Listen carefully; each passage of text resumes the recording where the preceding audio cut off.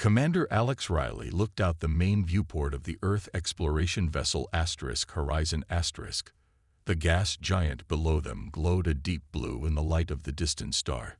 This was supposed to be a routine survey mission, but Alex felt a strange tension in his chest. Something about this system didn't feel right. "Commander, I'm picking up unusual readings from one of the moons," said Olivia Grant. Her eyes were fixed on her screen. As the ship's lead astronomer, she had seen countless space rocks, but her voice held an edge of excitement. "What kind of unusual?" Alex moved to her station. "Energy signatures that don't match natural formations, and the density is all wrong for a moon of this size." Olivia pulled up a 3D model. "See these structures? They appear artificial." Chief Engineer Frank Winters joined them, his coffee forgotten in his hand. "That's impossible. The moon is nearly 1,000 miles across. The readings don't lie." "Frank." Olivia zoomed in on several areas. "Look at these regular patterns." Alex tapped his comm badge. "Bridge to Science Lab." "Dr. Bell, we need a full spectrum analysis of the third moon, priority 1. The Horizon * adjusted its orbit, moving closer to the mysterious moon. The bridge crew worked in focused silence, each person sensing they might be on the edge of something important. "New data coming in," announced Kate Monroe from the communication station. "I'm detecting faint signals emanating from the object. Definitely not natural." Frank studied the engineering readouts. His eyes widened. "Commander, these formations, they look like massive engine ports. If I'm reading this correctly, this thing could move." Alex sat in his command chair, trying to process what he was hearing. "Are you telling me this moon is some kind of vessel?" "Not just any vessel," Frank said quietly. "A ship the size of a small planet." The bridge fell silent. "Move us in closer," Alex ordered, "but maintain safe distance protocols. No one touches anything without direct authorization." As the Horizon * approached, more details became clear. What they had thought was a cratered surface was actually a complex of structures, dormant weapon systems, and massive hangar bays. "It's a warship," Alex whispered. The implications were staggering. Dr. Bell's voice came over the comm. "Commander, we've completed our analysis. The object appears to have been dormant for thousands, maybe even millions of years. But it's definitely artificial, and if those energy readings are accurate, parts of it might still be operational." "Any sign of life?" Alex asked. "None that we can detect, but the internal spaces could house millions." Kate suddenly straightened in her chair. "Commander, I'm detecting similar energy signatures from 4 other moons in the system." Alex stood up slowly. "Are you saying there are 5 of these things?" "Yes, sir. All roughly the same size."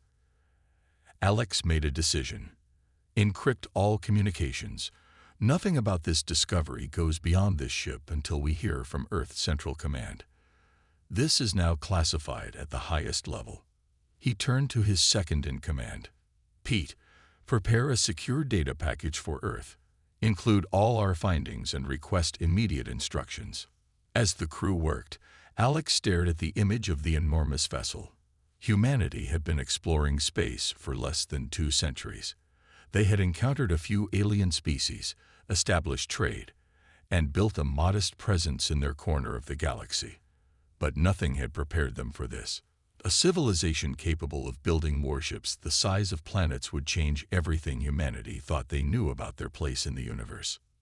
"Sir," Kate called out, "one of the signals is changing. I think something on the ship is waking up." Alex felt a chill run down his spine. "Yellow alert. Prepare to withdraw to safe distance." The lights on the bridge dimmed as the Horizon * went to alert status. Whatever happened next, Alex knew that humanity had just crossed a threshold. There would be no going back. The discovery of these massive warships meant the galaxy would never be the same. 3 months had passed since the discovery. Earth Central Command had established a research base near the dormant planet ships. The base was a collection of connected modules orbiting at a safe distance from the largest vessel. Over 200 scientists and military personnel now lived and worked there. Dr. Samantha Powell rubbed her tired eyes. As lead scientist of the research team, she had barely slept in weeks. The alien technology was beyond anything humans had ever seen. Her small office was covered in screens showing different sections of the massive ship they now called Vessel 1. Any progress today? Lieutenant Jack Harmon stepped into her office. His uniform was crisp, his posture stiff. As head of security, he never seemed to relax. "We've mapped another 2% of the outer hull," Samantha said, "and we think we've identified what might be an access point." Jack frowned. "The Admiral hasn't authorized direct contact yet. We're not making real progress from out here." Samantha pointed to a section on her main screen. "Look at these patterns. They're repeating throughout the ship's interface systems. I think they're language symbols." Jack leaned closer. "Can you decode them?" "Working on it. The computer has been analyzing them against all known languages." A soft beep came from her computer. Samantha tapped a key and smiled. Finally, the system found a pattern match. These symbols share some structural similarities with ancient mathematical formulas. Jack watched as Samantha typed quickly, feeding new instructions to the computer. "What are you doing?" "Trying to establish basic communication protocols based on mathematical principles." Her eyes lit up as new symbols appeared on her screen. "It's responding." In the next hours, Samantha's team worked frantically. They sent simple mathematical sequences to the ship and received responses that grew increasingly complex. By the end of the day, they had established a crude communication method. "We need to try the interface directly," Samantha told her team. "The ship seems to be inviting us in." Despite Jack's concerns, Admiral Liu gave permission for a small team to approach the vessel. Samantha, Jack, and 3 specialists boarded a shuttle and approached a section of the hull that had begun emitting a soft blue light. "This is a bad idea," Jack muttered as they docked with the giant ship. The team entered through an opening that seemed to create itself as they approached. Inside, the air was breathable but stale. Lights activated ahead of them, guiding their way through massive corridors. "It's leading us somewhere," Samantha said, following the path of lights. The scale of everything was enormous. They passed rooms that could hold entire cities. Finally, they reached a circular chamber. In the center stood what looked like a control panel sized for human use. "That can't be a coincidence," one of the specialists whispered. Samantha approached the panel. Symbols similar to those they had been studying glowed on its surface. "I think I can interface with this using our translation algorithms." Jack held up a hand. "Dr. Powell, I strongly advise caution. We've come too far to stop now." Samantha connected her tablet to the panel. She input the mathematical sequence they had been using to communicate. The room suddenly hummed with energy. The lights brightened, and a voice spoke in a language no one understood. Then, the voice switched to something closer to English, though the accent was strange. Translation matrix activated. Identifying species, human, Earth origin, technology level, developing, beginning evaluation protocols. The team froze as the floor beneath them vibrated. Through the viewports, they could see the massive ship beginning to move. "What have you done?" Jack grabbed Samantha's arm. "I don't know." She stared at her tablet. "Something's accessing our databases, learning our language." The voice spoke again, clearer now. "I am Guardian, defense system of the architects. Your species has activated this vessel, preparing for assessment." Back at the research base, alarms blared as the enormous ship shifted its position for the first time in what appeared to be thousands of years. Earth forces prepared for conflict, not knowing if this awakening meant their doom or the dawn of a new era for humanity. The room hummed with energy as Guardian's voice filled the chamber. Samantha and Jack exchanged nervous glances. 4 Earth ships had moved into defensive positions, ready to attack if needed. "There is no need for alarm," Guardian said. The voice sounded almost gentle now. Your species has triggered the awakening protocols. This is a significant moment. What exactly are you? Samantha asked. A holographic display appeared in the center of the room. It showed a galaxy spinning slowly, with thousands of points of light scattered throughout. I am the caretaker of the Architect legacy, Guardian explained. The Architects were a species that reached their peak of development 20 million years ago. They built this fleet as a defense system. Defense against what? Jack asked, his hand resting on his weapon. The holographic galaxy changed. Dark patches appeared, spreading like ink through water, consuming the lights as they expanded. We called them the Void Swarm. They came from beyond our galaxy.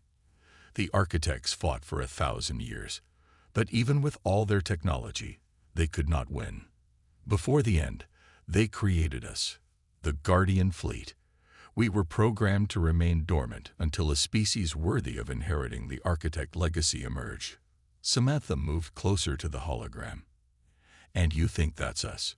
Humans. Your approach to this vessel triggered evaluation protocols. Your methods of communication, your curiosity, your determination. These qualities match the criteria the Architects established. Over the next few days, Guardian granted Samantha's team limited access to the ship's historical archives. They learned that the galaxy had once been home to hundreds of spacefaring civilizations before the Void Swarm invasion. Most were wiped out. A few survived by hiding in remote regions. The Architects sacrificed themselves to drive the swarm back, Guardian told them. But they knew the swarm would return someday. That is why these ships exist. To be ready when that day comes. While Samantha worked with Guardian, Director William Carter of Earth Intelligence watched from the shadows. Something didn't add up. Why now? He asked his assistant. Humans have been exploring space for less than 200 years. We're hardly the most advanced species out there. Carter authorized a covert team led by Agent Natalie Rogers to explore restricted areas of the vessel. Natalie was small and quiet, perfect for sneaking through the massive ship's less monitored sections. Director Carter thinks Guardian isn't telling us everything, she told her team as they slipped past a security checkpoint. We need to find out what it's hiding. Using advanced cloaking technology, they penetrated deep into the ship. In a massive chamber filled with crystalline structures, Natalie discovered something unexpected: communication logs. These show Guardian has been sending signals to other dormant vessels, she reported back to Carter. Not just the 5 in this system, but dozens more scattered across the galaxy. It's been doing this for months, long before we made contact. Carter frowned. So it was awake before we arrived. Partially. And there's more. Natalie sent him a data file. Guardian has been monitoring Earth for at least 50 years. Our discovery of this ship wasn't an accident. It guided us here. Meanwhile, Samantha made her own discovery in the archives. She found records of other species that had been evaluated by Guardian over millions of years. None had been deemed worthy, until now. What made us different? She asked Guardian. The AI was silent for a moment. The Architects believe that true strength comes from adaptability, from finding uncommon solutions to impossible problems. Your species has shown this quality repeatedly throughout your brief history. What Guardian didn't say was that humanity's discovery had come just in time. In the darkness between galaxies, something was stirring. The Void Swarm had begun its return journey to the Milky Way. And this time, it was humans who would stand against them, using the planet-sized warships of a long-dead race. News of the planet ships spread quickly despite Earth's attempts to keep it secret. 1 month after first contact with Guardian, ships from 12 different alien species arrived in Earth's solar system. They came in vessels of various designs, some sleek and beautiful, others bulky and practical.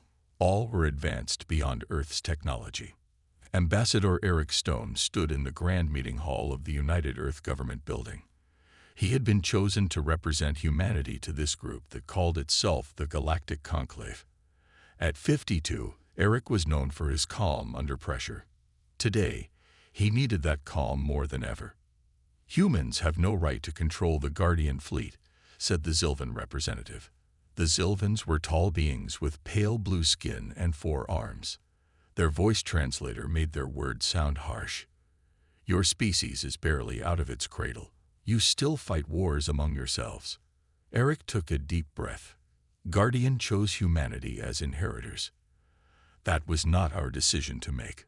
A convenient claim, said another alien. A round being with multiple eye stalks. Perhaps Guardian malfunctioned after so many millennia. A quieter voice spoke from the back of the room. The architect's technology does not malfunction. This came from a small, frail-looking being with skin like tree bark. If Guardian selected the humans, there was a reason. The room erupted in arguments. Some species supported Earth's claim, while others demanded the planet ships be turned over to the Conclave for proper management. Eric raised his hands for silence. The Guardian fleet has begun activating. 5 ships in our system are now operational. Guardian tells us there are more throughout the galaxy. This is bigger than any one species. We need to work together. After the meeting, Eric received a private message from Carter. The Conclave has been monitoring us for centuries. They kept their distance because they feared our warlike tendencies. Now they want what we have. Eric wasn't surprised. What about the Zilvans? They seem the most aggressive. They're the military power in the Conclave. If anyone would try to take the ships by force, it would be them. The next day, the Zilvan representative made their move. If humans will not surrender control of the Guardian fleet, we will be forced to take action. We have a battle group standing by.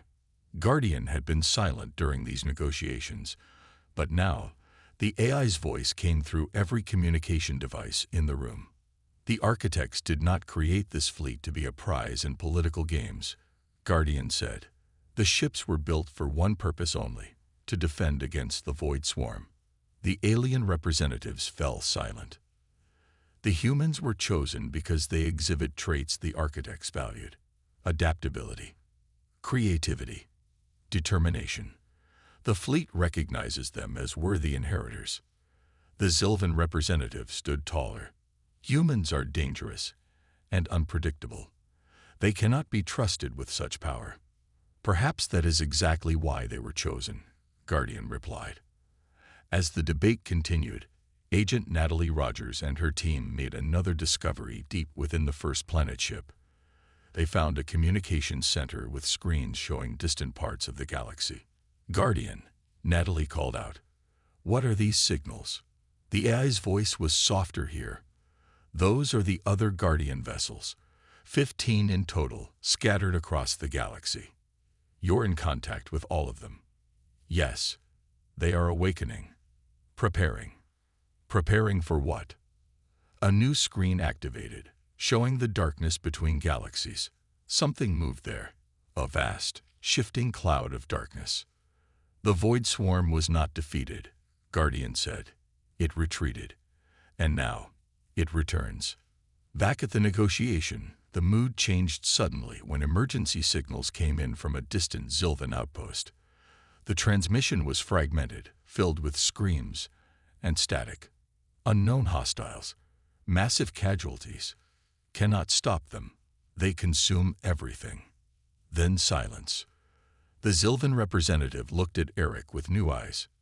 Perhaps we judged too quickly. It seems we now face a common enemy. Eric nodded grimly. Guardian has been preparing us.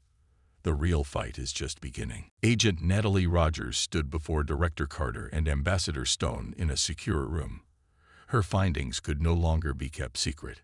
The Void Swarm wasn't defeated, she explained, showing them the recordings from the hidden communication center. It retreated to regroup, and now it's coming back. Stone's face grew pale. How much time do we have? Guardian says the main force is still months away, but scout ships have already entered our galaxy. The attack on the Zilvan outpost was just the first. Carter paced the room. Why didn't Guardian tell us this from the beginning? It was evaluating us, Dr. Powell said as she joined them. She looked tired but excited. Guardian needed to know if humanity would try to use the planet ships as weapons against other species. If we had, it would have shut down and chosen another race. The next day, Stone called an emergency meeting with the Conclave representatives. The mood was somber. Reports of attacks on remote outposts were coming in from 3 different species. The timing of humanity finding the Guardian fleet wasn't a coincidence, Stone told them. Guardian had been monitoring our development, guiding our exploration. It knew the Void Swarm was returning and needed to prepare a defense. The Zilvan representative, once hostile, now spoke with respect. Our scientists have analyzed the attack on our outpost. The Void Swarm seems to consume all matter and energy it encounters. Nothing we tried could stop it. Guardian's voice filled the room. The architects designed this fleet specifically to fight the swarm. But the ships need crews, intelligent beings to guide them, to make decisions the architects could not program for. How can we possibly learn to operate such advanced technology in time? Asked the representative of the Tellurians, a species known for their technical skills. I will teach you, Guardian replied. All of you. The architects designed these ships to be operated by multiple species working together. Over the next weeks, crews from Earth and the Conclave worlds trained together on the 5 active planet ships in Earth's system. Commander Alex Riley, who had made the first discovery, was appointed captain of the lead vessel, now named Earth Defender *. The training was difficult. The ships were complex beyond imagination.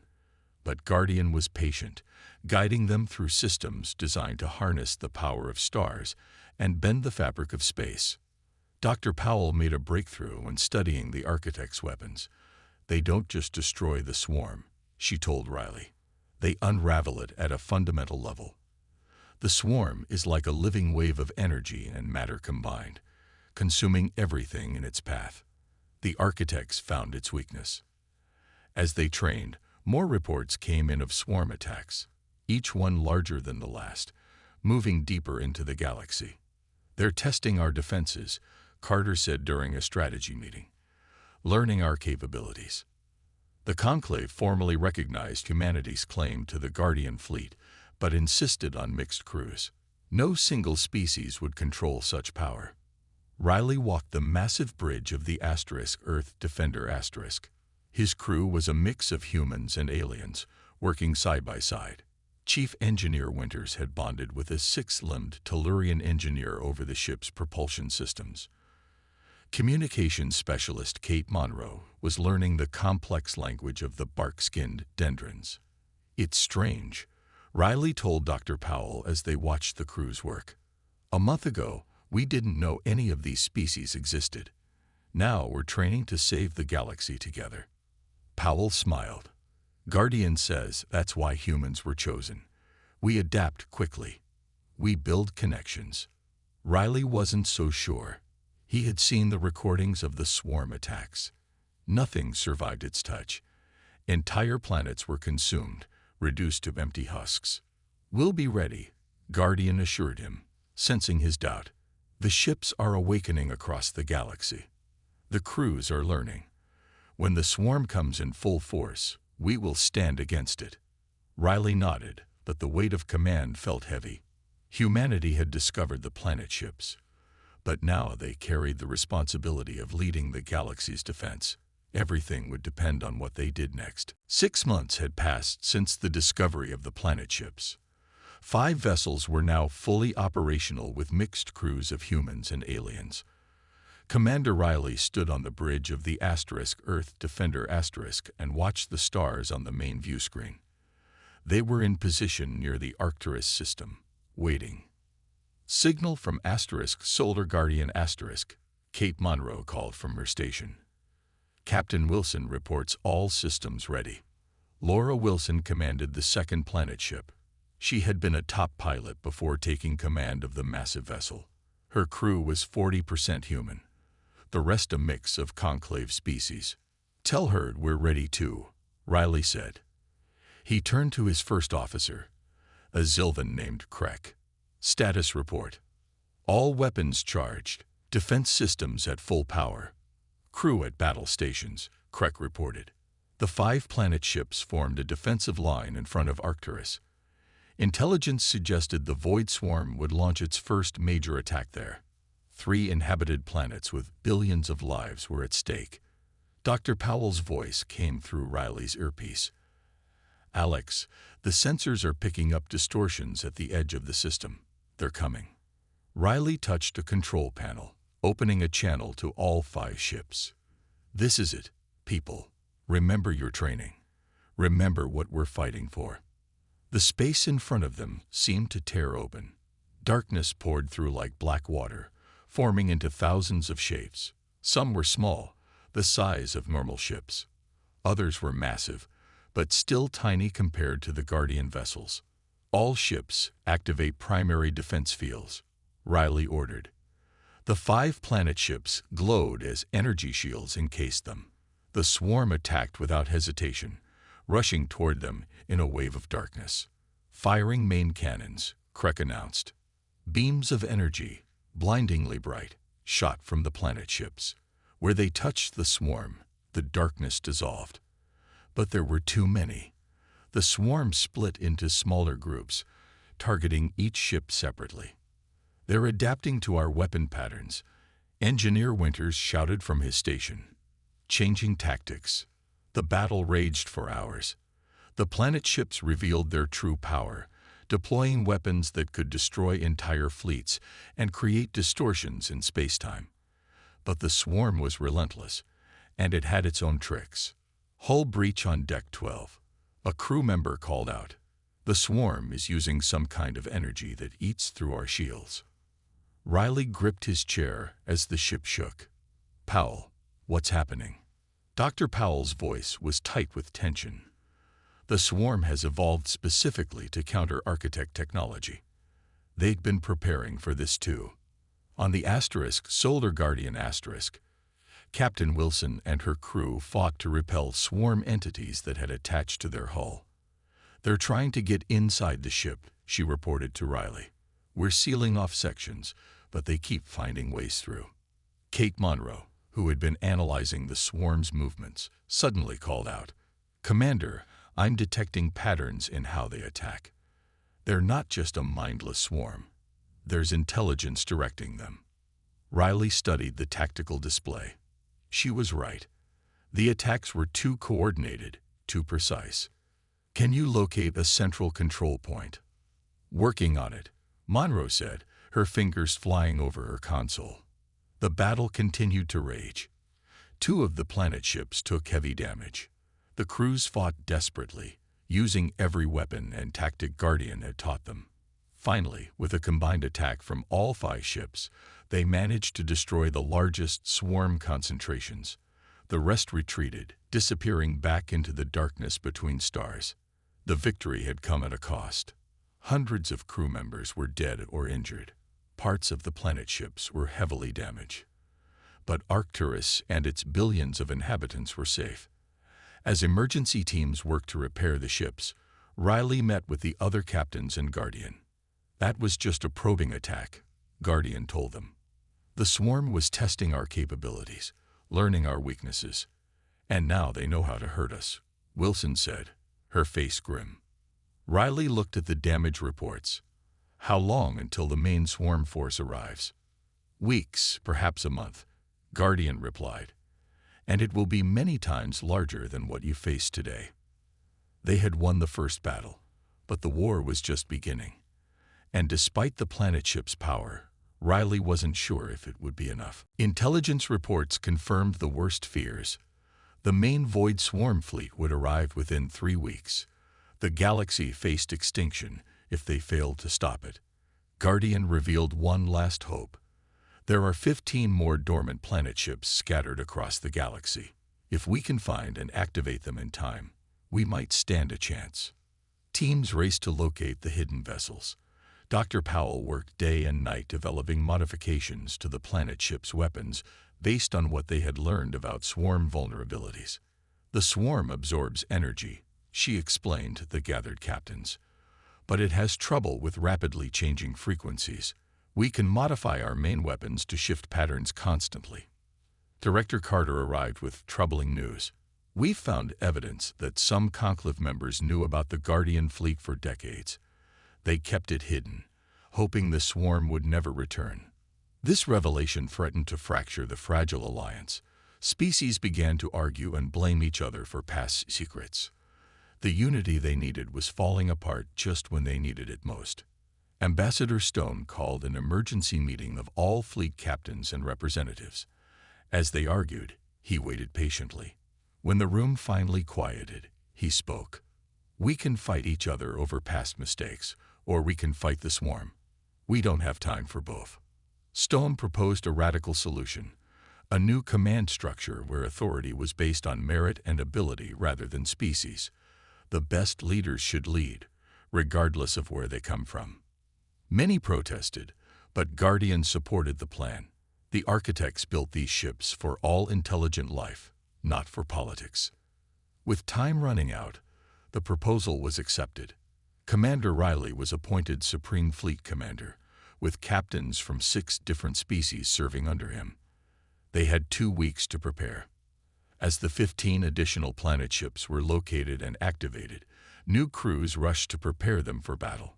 Training that should have taken months was compressed into days. Mistakes were made.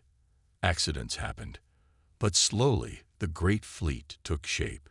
3 days before the swarm was expected to arrive, Riley gathered the crews of all 20 ships via holographic projection. Billions of beings throughout the galaxy watched the broadcast. "I won't lie to you," Riley said. "What we face is the greatest threat this galaxy has ever known. The Void Swarm has consumed entire galaxies before. It sees us as nothing but food." He paused, looking at the faces before him, human and alien alike. "But we have something the swarm doesn't understand: unity.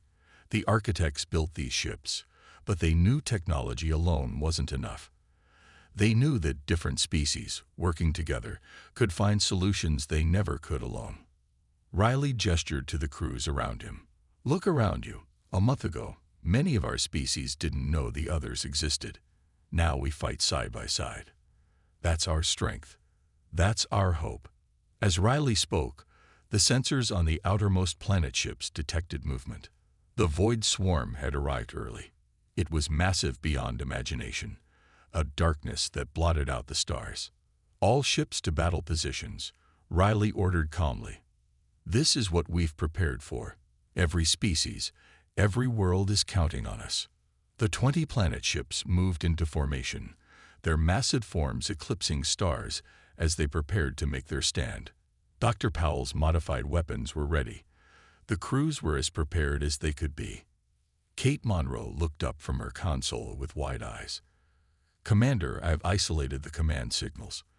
There's a central node controlling the entire swarm. If we can reach it." Riley nodded. "Then we have a target. All ships, prepare for jump. We're taking the fight to them." As the massive vessels prepared to engage, Riley sent one last message to Earth. "Whatever happens next, remember this: humanity's greatest achievement wasn't finding these ships. It was bringing the galaxy together to use them." The planet ships surged forward, weapons blazing. Humanity had emerged from isolation to become the unexpected guardians of all civilization. The galaxy would never be the same.